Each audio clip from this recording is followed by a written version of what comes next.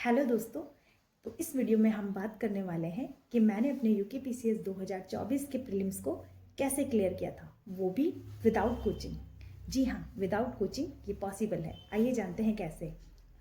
तो सबसे पहले हम बात कर लेते हैं उन लोगों की जिनके बेसिक्स थोड़े बहुत स्ट्रांग हैं, क्योंकि कुछ वो लोग भी होंगे जो अभी बिगनर्स होंगे। तो बिगनर्स के लिए भी मेरे पास स्ट्रैटेजी है, वो वीडियो को अंत तक जरूर देखें। तो आइए बात करते हैं। सबसे पहले आता है उत्तराखंड पोर्शन, जो कि आपको पता ही है यूकेपीएससी ने अपना सिलेबस 2024 में चेंज कर दिया था, जिसमें 50 मार्क्स का उन्होंने उत्तराखंड पोर्शन रखा है। तो उत्तराखंड के पोर्शन को कैसे तैयार करना है वो मैंने अपने एक शॉर्ट्स में बताया है, उसका लिंक मैं आपको डिस्क्रिप्शन में दे दूंगी। ठीक है, तो आगे बात करते हैं अदर सब्जेक्ट्स की। तो 50 मार्क्स आपके उत्तराखंड के पोर्शन से वहाँ से रेडी हो जाएंगे। नेक्स्ट आता है पॉलिटी। तो सबसे पहले पॉलिटी की बात करते हैं। तो पॉलिटी के लिए मुझे, जैसे मैंने कहा कि आपके थोड़े बहुत बेसिक्स अगर स्ट्रांग है तो आपका काम हो जाएगा। बेसिक्स स्ट्रांग से मेरा कहने का मतलब है कि आपको अमेंडमेंट्स पूरी तरीके से लर्न होनी चाहिए। ठीक है, आपको मूल अधिकार, डीपीएसपी, ये सारी चीज़ें, मूल कर्तव्य आपको पता होने चाहिए। तो ये सारी चीज़ें आपको लर्न होनी चाहिए, क्योंकि मुझे पूरी लर्न थी। ठीक है, इसके अलावा मैंने इसके साथ और क्या एडिशन किया था, मैंने घटना चक्र को पूरा पढ़ा था। और घटना चक्र एक बार नहीं, घटना चक्र को कम से कम 1 से 2 बार, 2 से 3 बार, अगर 3 बार भी हो जाए तो बेस्ट है। मैंने 3 टाइम्स पढ़ा था। ठीक है, उसके बाद नेक्स्ट पे आते हैं। घटना चक्र पढ़ने से एक्चुअली फ़ायदा क्या होता है कि घटना चक्र से आपको चीज़ें दिमाग में रह जाती हैं। तो इसके लिए मैंने क्या किया था, हिस्ट्री के लिए स्पेक्ट्रम या तो आपने पढ़ी हुई हो, या आपको पहले से ही बेसिक्स उसके स्ट्रांग हो, एनसीईआरटीज़ वगैरह पढ़ी हो आपने। लेकिन मैंने जो किया था मैं आपको वो बता रही हूँ, मैंने एक स्पेक्ट्रम पहले से पढ़ी हुई थी और उसके साथ साथ मैंने घटना चक्र लगाई थी। तो आप घटना चक्र को 2 से 3 बार पढ़ोगे तो इनफ है।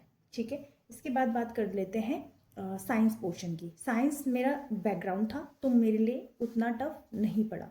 तो मैंने क्या किया, साइंस के लिए एनसीईआरटी के एमसीक्यूज लगाए थे, जो कि मेरे लिए इनफ थे। यदि आपका साइंस बैकग्राउंड नहीं है तो भी चिंता की बात नहीं है, आप ल्यूसेंट के साथ जा सकते हैं। ठीक है, आगे बात करते हैं ज्योग्राफी की। ज्योग्राफी भी मैंने एनसीईआरटी से तैयार की थी।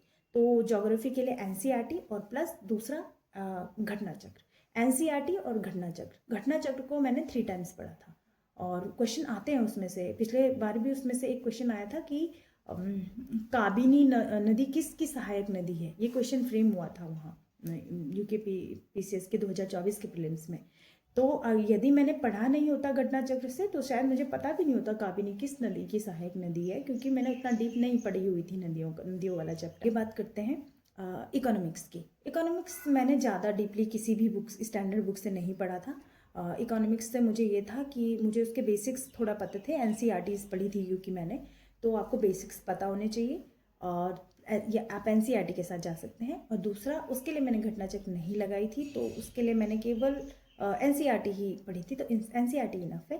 दूसरा आप उसमें ज़्यादा से ज़्यादा बजट और करंट अफेयर्स में जो चीज़ें चल रही हैं उसको तैयार कर लेना, क्योंकि करंट अफेयर्स से ही चीज़ें उठ के आ जाती हैं।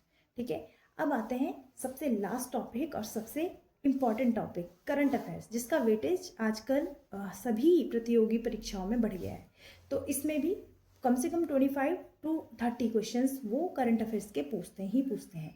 और लास्ट टाइम जब मैंने अटेम्प्ट किया था, मैं आपको बता रही हूँ, और ये मेरा ऑनेस्ट रिव्यू है आपके लिए, कि मैं पूरे के पूरे अटेम्प्ट करके आई थी। तो यदि आपको करंट अफेयर्स कैसे लर्न करना है और कहाँ से लर्न करना है उस पर वीडियो चाहिए तो मुझे कमेंट बॉक्स में ज़रूर बताएं। मैं उस पर आपके लिए कि कैसे इस करंट अफेयर्स को याद रखना है, दूसरा वहाँ पे कंफ्यूज कैसे नहीं होना है, और तीसरी बात कि कहाँ से पढ़ना है। यदि आपको इस पर वीडियो चाहिए तो आप मुझे कमेंट बॉक्स में बता सकते हैं, मैं एक वीडियो करंट अफेयर्स के लिए बता दूंगी आपको। समझ आ गया होगा कि हमें क्या क्या चीज़ें तैयार करनी है। आपका उत्तराखंड का पोर्शन तैयार हो जाएगा, 50 मार्क्स आपके वहाँ से आ जाएंगे। दूसरा, polity, history, geography, science, economy, ये 5 चीज़ें नहीं छोड़ी। इकोनॉमी में आपको करंट अफेयर्स का पोर्शन रखना है, लाइक बजट और इकोनॉमिक सर्वे, वो भी करंट ईयर का। तो ये चीज़ याद रखनी है। तो इस सभी से आपका 50 मार्क्स उत्तराखंड से, 25 to 30 मार्क्स करंट अफेयर्स से, यहाँ से आपके 80 मार्क्स सिक्योर हो जाएंगे आई थिंक। तो 80 मार्क्स यहाँ से और 40 मार्क्स आपको हिस्ट्री, पॉलिटी, ज्योग्राफी से बनाने हैं। तो अगर आप इतना इनफ करेंगे तो ये आपके लिए इनफ है। अब बात करते हैं बिगनर्स की। तो बिगनर्स को क्या करना है, यदि आपने कुछ भी नहीं करा हुआ है, सपोज आपने स्टैंडर्ड बुक्स नहीं पढ़ी है और अब टाइम भी नहीं रह गया है स्टैंडर्ड बुक्स पढ़ने का, तो आप क्या कर सकते हैं। मैं आपको कहूँगी, आपको कुछ भी नहीं आता होगा, आप घटना चक्र के साथ जाइए। घटना चक्र आप पढ़ेंगे, आपको चीज़ें कनेक्ट करने में मदद मिलेगी। जो सबसे अच्छा फ़ायदा होता है घटना चक्र का वो ये कि क्वेश्चंस रिपीटेशन में होते हैं, और जब रिपीटेशन में क्वेश्चंस बार बार आता है तो एक ही चीज़ आपको याद हो जाती है। अच्छा, ये चीज़ इससे रिलेटेड थी। मुझे तो ये फ़ायदा हुआ है घटना चक्र पढ़ने से कि मुझे चीज़ें याद करने में बड़ी मदद मिली। तो अगर आपको प्रीलिम्स जल्दी तैयार करना है तो आप घटना चक्र को पर सब्जेक्ट घटना चक्र की आप 2 to 3 टाइम्स चले जाइए, इनफ है। ठीक है, आपके ये 40 मार्क्स वहाँ से सिक्योर हो जाएंगे। तो इस प्रकार आप अपने प्रीलिम्स को क्लियर कर सकते हैं। तो मेरी शुभकामनाएं आपके साथ। Thank you.